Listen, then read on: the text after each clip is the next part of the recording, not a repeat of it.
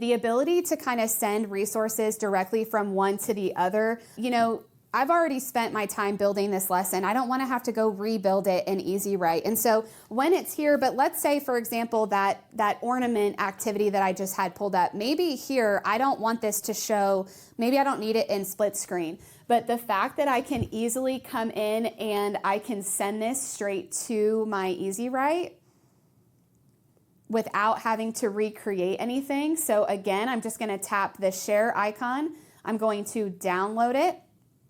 I'm just going to download it as a picture.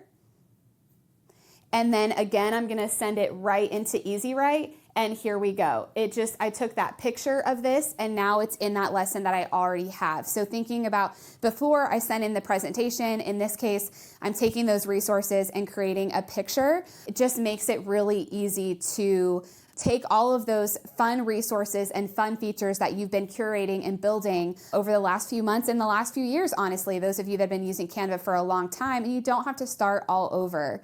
Another tip I will share is how easy it is to grab hyperlinks as well. So I'm on this same design. When I do share, I can grab my link to this presentation and I can quickly come in here and tap copy.